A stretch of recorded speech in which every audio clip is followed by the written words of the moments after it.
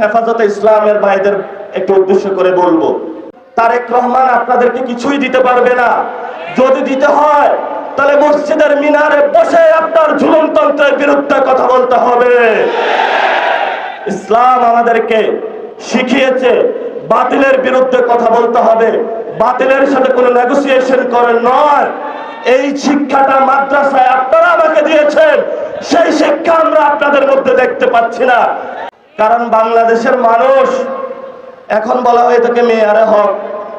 আমি তো মানি সাহাবায়ে কেরাম সত্যের মাপকাঠি।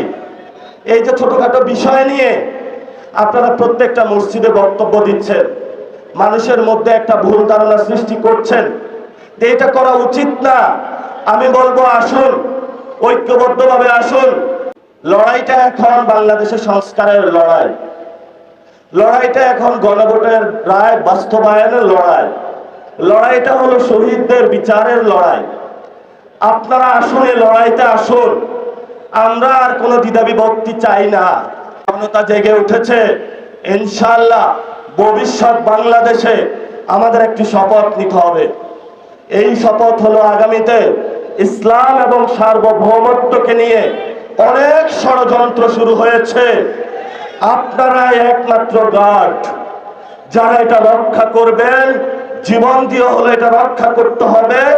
কারণ গত 53 বছরে অনেকেই বলেছিল যে অনেকেই নাকি বাংলাদেশের স্বাধীনতার সপক্ষের শক্তি। আগামীতে আমরা দেখব কারা বাংলাদেশের পক্ষে, কারা বিপক্ষে, কারা লন্ডনী, কারা দিল্লি আর কারা ঢাকার অনুসারী, সেটা আগামী যুদ্ধে প্রমাণিত হবে।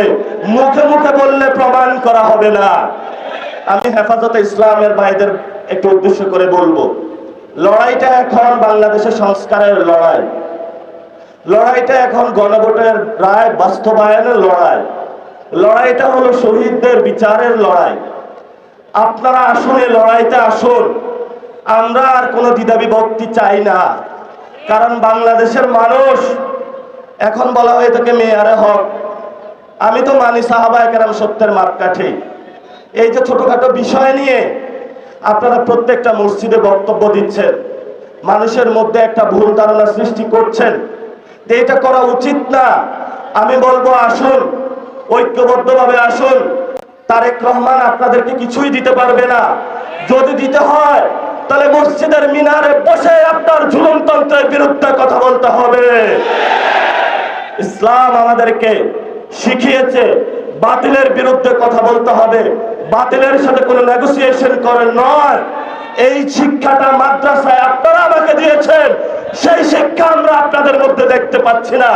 এই জন্য আপনাদের একজন সন্তান হিসাবে আপনাদের কাছে অনুরোধ করব, আমি হয়তো বেশি দূর কমি মাদ্রাসায় পড়াশোনা করতে পারি নাই। আসুন ঐক্যবদ্ধ হই। 5 তারিখে যেইভাবে চরমনায় হুজুর থেকে শুরু করে 24-এ হেফাজতি বাইরা থেকে শুরু করে কোনো পরিচয় ছিল না, সবাই আমরা রাজপথে ঐক্যবদ্ধভাবে শহীদদের সাথে ছিলাম, আহতদের সাথে ছিলাম, বাংলাদেশের সংস্কারের জন্য ছিলাম। সেই জায়গাটা 2 বছরের পরে আজকেও আপনাদের কাছে আহ্বান রাখলাম, আপনারা আশা করি আসবেন। জাতির এই সংকট মুহূর্তে কয়েকজন এর কারণে আপনারা বিভ্রান্ত হবেন না। তারেক রহমান বাংলাদেশে ভালো কিছু দিতে পারবে না। তারেক রহমানের যখন পতন হবে তখন আইসা মায়া কান্না করে লাভ হবে না, তখন একটু পিছনে পড়ে যাবেন। ইতিহাসের সঠিক সিদ্ধান্ত নিতে হবে। তারেক রহমানের সাথে ভবিষ্যৎ নয়, ভবিষ্যৎ বাংলাদেশের জনগণের। দ্বিতীয় প্রতিষ্ঠা যে বার্ষিকী, আজকে সেই ডাক দিয়ে আপনাদেরকে বলে গেলাম এই বাইতুল মোকাররমের চত্বরে, যেখানে হলো অনেক ইতিহাসের সাক্ষী। গণবিরোধী ভূমিকা পালন করার কারণে রাষ্ট্র শক্তিকে কাজে লাগিয়েছিল, বিদেশি প্রভুদের সাহস নিয়ে, শক্তি নিয়ে তারা বাংলাদেশকে বেআইনিভাবে শাসন করেছিল। বিএনপি আমরা জানি, আপনারা চাইলেও প্রভুভক্ত হতে পারবেন না, আওয়ামী লীগের চাইতে বেশি দালালি করতে পারবেন না, আমরা জানি। সুতরাং অবিলম্বে গণভোটের গণরায় বাস্তবায়ন করতে হবে। অবিলম্বে রাষ্ট্র সংস্কার, সংবিধান সংস্কার করতে হবে।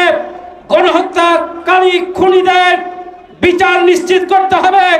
জুলাই যোদ্ধাদের অর্থনৈতিক এবং নিরাপত্তাগত দিক থেকে সুরক্ষা দিতে হবে।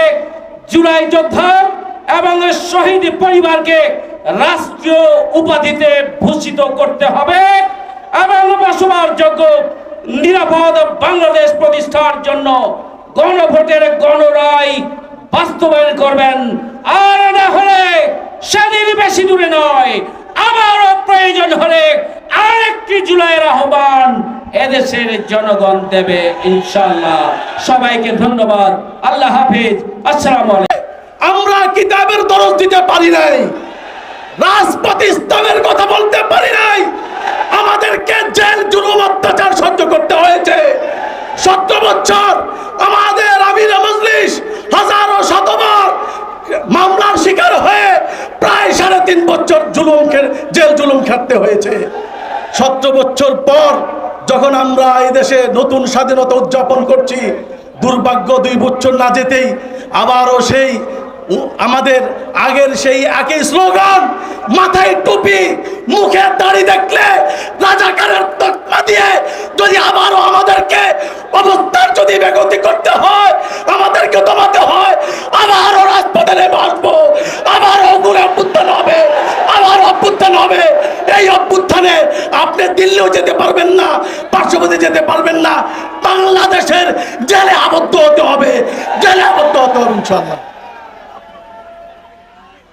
জনাব ডাক্তার শফিকুর রহমান সাহেব, 11 দলীয় ঐক্যের বিভিন্ন স্তরের নেতৃবৃন্দ, সাথী ও বন্ধুগণ, সাংবাদিকবৃন্দ, আসসালামু আলাইকুম। এই জীবনের শেষ প্রান্তে এসে যে অভিজ্ঞতা সঞ্চয় করেছি তার ঝুলিটা একেবারেই হালকা না। 24 সালের আজকের এই দিনে